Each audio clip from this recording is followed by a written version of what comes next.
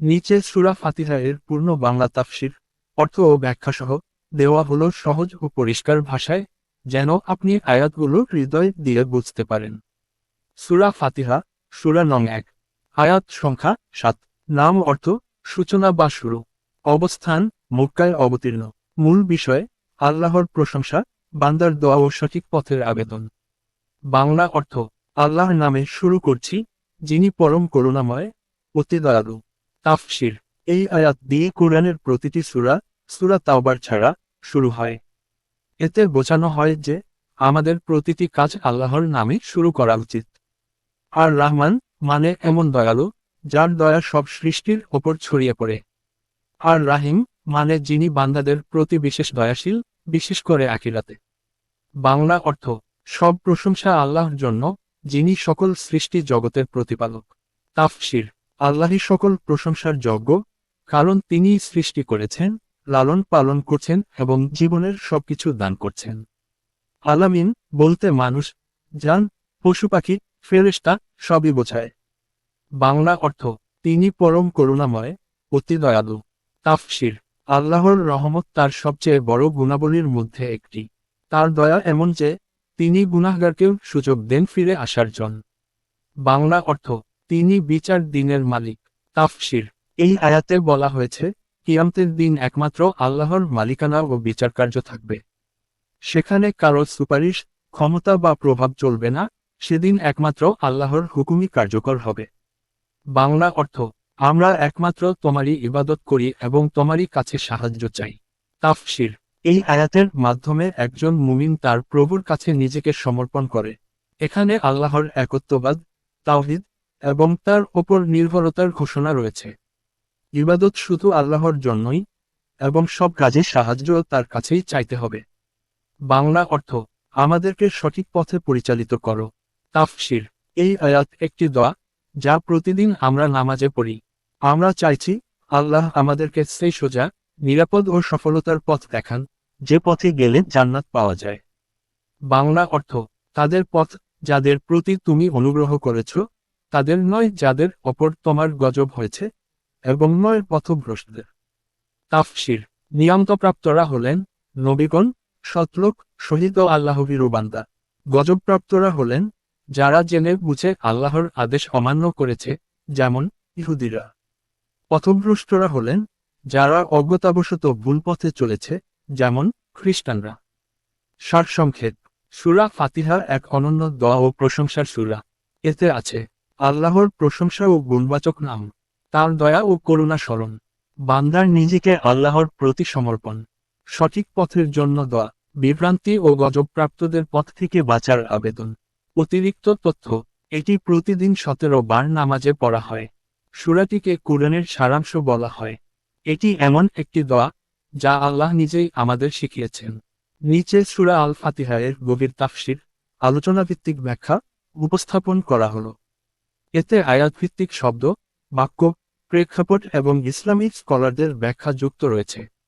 এই তাফসির পড়লে আপনি শুধু শব্দের অর্থ নয়, বরং আধ্যাত্মিক ও নৈতিক শিক্ষা পাবেন যা দৈনন্দিন জীবনে কাজে লাগবে।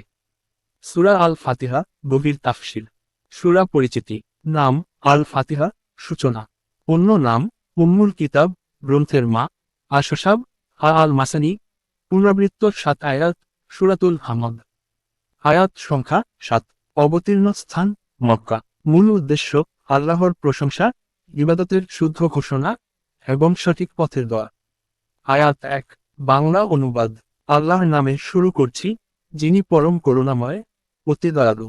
গভীর তাফসির এই আয়াতটি কুরআনের প্রতিটি সূরার শুরুতে থাকে, সূরা তাওবা ব্যতীত। বিসমিল্লাহ মানে আমি আল্লাহর নাম নিয়ে শুরু করছি, মানে এই কাজটি তার জন্য, তার সাহায্য নিয়ে ও তার সন্তুষ্টির উদ্দেশ্যে। আর রাহমান আল্লাহর এমন গুণ যা প্রকাশ করে তার সীমাহীন দয়া, যা দুনিয়াতে সকল সৃষ্টির উপর ব্যক্ত, মুমিন, কাফির, পশু, পাখি সবাই এর অন্তর্ভুক্ত। আর রাহিম এর দয়া বিশেষভাবে মুমিনদের উপর প্রকাশ পাবে আখিরাতে। শিক্ষা প্রতিটি কাজ আল্লাহর নামে শুরু করলে তাতে বরকত হয়, শয়তান দূরে থাকে, এবং আল্লাহর সাহায্য লাভ হয়। আয়াত ২ বাংলা অনুবাদ সব প্রশংসা আল্লাহর, যিনি সৃষ্টিকুলের প্রতিপালক। গভীর তাফসির। আল হামদু, পূর্ণ, নিরবচ্ছিন্ন ও সর্বোচ্চ প্রশংসা। এখানে শুধু কৃতজ্ঞতা নয়, বরং আল্লাহর গুণাবলীর প্রশংসাও বোঝায়। লিল্লাহ, শুধু আল্লাহর জন্য, কারো সঙ্গেও ভাগাভাগি নয়। রব্বুল আলামিন, আল্লাহ শুধু একজন সৃষ্টিকর্তা নন, তিনি লালন পালন, পরিচালনা ও নিয়ন্ত্রণ করেন। আলামিন বলতে বোঝানো হয় সব সৃষ্টি, মানুষ, জান, ফেরেশতা, জিন, সব জগৎ। শিক্ষা, দুনিয়ায় যা কিছু আছে সবই আল্লাহর তৈরি এবং তার নিয়ন্ত্রণে। তাই তারই প্রশংসা সবচেয়ে বেশি প্রাপ্য। আয়াত ৩, বাংলা অনুবাদ। তিনি পরম করুণাময়, অতি দয়ালু। গভীর তাফসির। আল্লাহ এখানে আবারও তার দয়ার গুণ প্রকাশ করছেন। এটি গুণ দুবার আনা হয়েছে। প্রথমবার দুনিয়ার জন্য, সবার উপর দয়া, দ্বিতীয়বার আখিরাতে, বিশেষভাবে মুমিনদের জন্য। শিক্ষা, দয়া ও ক্ষমাশীলতা আল্লাহর সবচেয়ে বড় গুণ। একজন মুমিনকে এই গুণকে নিজের জীবনে প্রতিফলিত করা উচিত। আয়াত ৪, বাংলা অনুবাদ। তিনি বিচার দিনের মালিক। গভীর তাফসির। মালিক অর্থ মালিকানা ও কর্তৃত্ব যার হাতে। ইয়াউমিদ্দিন, প্রতিদান ও বিচার দিবস। সেদিন কেউ কারো উপকারে আসবে না, আল্লাহ ছাড়া। শিক্ষা, জীবনে প্রতিটি কাজের হিসাব আছে। আল্লাহর সামনে জবাবদিহি করতে হবে। তাই সৎ জীবন যাপন আবশ্যক। আয়াত ৫, বাংলা অনুবাদ। আমরা একমাত্র তোমারই ইবাদত করি এবং একমাত্র তোমারই সাহায্য চাই। গভীর তাফসির। এটি পুরো সূরার কেন্দ্রবিন্দু। এখানেই বান্দা আল্লাহর সাথে সরাসরি কথা বলে। ইয়াকা, শুধু তোমাকেই, শব্দটি আগে এসেছে একমাত্র আল্লাহর জন্য ইবাদত নির্ধারণ করতে। সাহায্য চাওয়ার ক্ষেত্রে অন্য মানুষের সহায়তা নেওয়া বৈধ হলেও চূড়ান্ত নির্ভরতা হবে কেবল আল্লাহর উপর। শিক্ষা, ইবাদত যেন শুধুই আল্লাহর হয়। নামাজ, রোজা, দোয়া, তাওয়াক্কুল। জীবনের সব সমস্যায় আল্লাহর কাছে সাহায্য চাওয়া উচিত। আয়াত ৬, বাংলা অনুবাদ। আমাদের সরল পথ দেখাও। গভীর তাফসির। হেদায়াত মানে শুধু পথ দেখা নয়, বরং সেই পথে স্থির থাকা ও সফলভাবে পৌঁছানো। সিরাতুল মুস্তাকিম হল আল্লাহর দেখানো রাস্তা, কুরআন ও রাসূল এর পথ। শিক্ষা, শুধু মুসলিম পরিচয় যথেষ্ট নয়, সঠিক ইসলামী জীবনধারা অনুসরণ করাই আসল হেদায়াত।